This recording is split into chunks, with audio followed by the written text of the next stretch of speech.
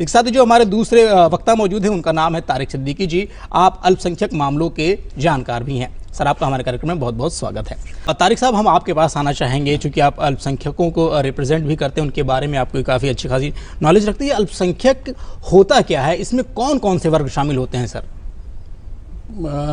दो तरीक़ों पे डिसाइड होता है, एक बाय लिंग्विस्टिक है, एक बाय रिलीजन है। मज़हब के एतबार से जैसा अभी परविंदर जी ने बताया कि अगर आपकी जो मूल जनसंख्या है उससे काफ़ी कम मकदार में अगर तादाद है तो उनको अल्पसंख्यक कहते हैं। अगर किसी स्टेट में मान लीजिए पंजाबी या कन्नड़ बोली जा रही है, वहाँ नॉन पंजाबी नॉन कन्नड़ बोलने वाले लिंग्विस्टिक अल्पसंख्यक माइनॉरिटी कहलाएंगे। और जैसा आपने बताया कि इसमें मुसलमानों के साथ साथ क्रिश्चियन, सरदार और पारसी कम्युनिटी थी। जैन कम्युनिटी अभी 2010-2011 में उनको अल्पसंख्यकों में इंक्लूड किया गया जी। बौद्ध थे, तो ये अल्पसंख्यक हैं हमारे। तारिक साहब, हम आपसे एक बात जानना चाहेंगे, चूँकि आज़ाद भारत के पहले शिक्षा मंत्री मौलाना आज़ाद थे, जो भी एक मुस्लिम कम्युनिटी से थे, लेकिन अगर हम आज के परिप्रेक्ष्य में देखें तो मुसलमान शिक्षा में बहुत पीछे छूट गया है। क्या वजह रही हैं सर? मौलाना आज़ाद भारत के शिक्षा मंत्री थे जी, मुसलमानों के शिक्षा मंत्री नहीं थे।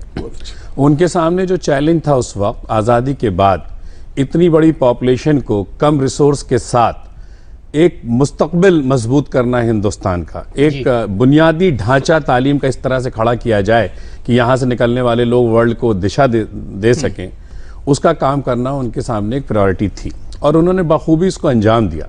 IIT खड़गपुर से लेकर के CDRI से लेकर के जितने साइंटिफिक रिसर्च इंस्टीट्यूट हैं वो थे मौलाना, आपका नाट्य कला एकेडमी, संगीत कला एकेडमी, जितने भी आप स्ट्रक्चर इस वक्त भारत में देख रहे हैं उसकी बुनियाद मौलाना आज़ाद ने एज ए शिक्षा मंत्री डाली। नतीजा क्या है?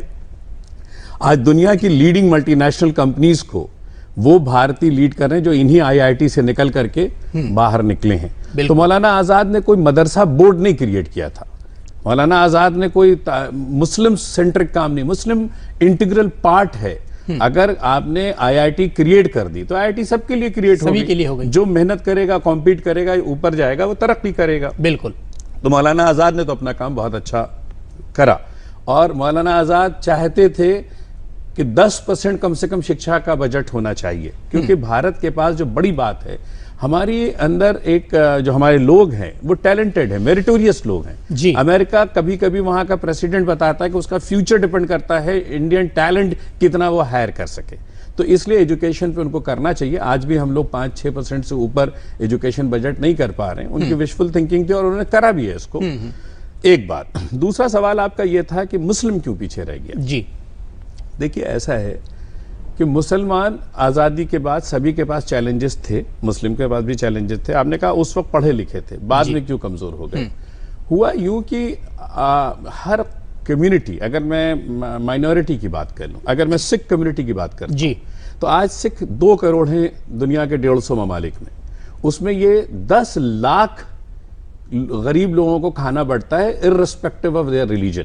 ये उनकी जो लंगर चलाना, जो सेवा भाव है, ये उसकी कम्युनिटी की देन है। मैं पारसी की बात करूं, दे आर नेग्लिजिबल, 50-60 हजार लोग हैं, लेकिन कैपिटल में इकोनॉमी जो है, टाटा, अदी गोदरेज, जितनी भी आप गोदरेज देखते हैं, वाडिया, नुस्ली वाडिया, ये सारे जो बड़े बड़े नाम आप देखेंगे, ये उस जमाने में अगर इकोनॉमी में परसेंटेज देखें तो बहुत कम पारसी थे, बट उन्होंने एक नुमाया काम अंजाम दिया। आप क्रिश्चियंस को देखें तो वो एजुकेशन सिस्टम में उनका इन्वॉल्वमेंट बहुत ज्यादा रहा। उसी तरीके से अगर मैं मुसलमानों की बात करूं तो मुसलमान कम्युनिटी में एक कहते हैं ना हुनर, हाथ का टैलेंट बेइंतहा है और ये सब लोग मानते हैं। तो उन्होंने क्या किया कि वो चले गए, सर्वाइवल का इशू था उस वक्त, चैलेंजेस थे। हमारे पास लाल चावल आता था, इंडिया में जितने लोग थे उतने को हम खिला नहीं सकते थे, तो मुसलमानों ने वो रास्ता अख्तियार किया। और आप देखेंगे, अगर मैं उत्तर प्रदेश की बात करूं, जो 18 सब इकोनॉमिकल हब कांग्रेस की गवर्नमेंट के जमाने में क्रिएट हुए उत्तर प्रदेश में, जिसमें आप भदोही, अलीगढ़ और फिरोजाबाद ले लेंगे, वहां आप वर्कर्स देखेंगे, चूड़ी बनाने से लेकर के और कालीन बिनने तक मेजॉरिटी आपको मुस्लिम कम्युनिटी से बनेंगे। तो क्या हुआ, आप सिक्के का 2 रुख है, आप 2 काम एक साथ नहीं कर सकते। बिल्कुल। अगर आप इकोनॉमिकल पहिए से जुड़ गए तो एजुकेशन ने बैक सीट ले लिया। मुझे लगता है ये उनकी मतलब एक मजबूरी रही होगी। और जब वक्त आया जब 91 में ओपन इकोनॉमी नरसिम्हा जी और मनमोहन सिंह के ज़माने में शुरू हुई जी। और global businesses, population driven businesses आने शुरू हुए, बैंक, टेलीकॉम वगैरह, उसमें आप ये देखिएगा पॉपुलेशन के मुताबिक प्लेस जो मैनेजर्स तबका था, जो सेल्स में लोग थे, उनको बोलने का सलीका कंपैरेटिवली बेटर था। तो वो 20% है, तो 20% आपको बड़ी बड़ी मल्टीनेशनल कंपनियों में मुस्लिम दिखलाई दिए, और जाहिर वो पढ़ करके गए तो दिखलाई दिए। तो मैं इसको एकदम से 0 या 100 में नहीं कह सकता कि वो बिल्कुल पढ़ने गए, जाहिल हो गए, ऐसा नहीं है। जो हालात जैसे थे वक्त के हिसाब से ढाला और अपने लिए खुद सेल्फ रिलायंट रहे, सेल्फ सफिशिएंट रहे, खुद कमाया और फैमिली को चलाया।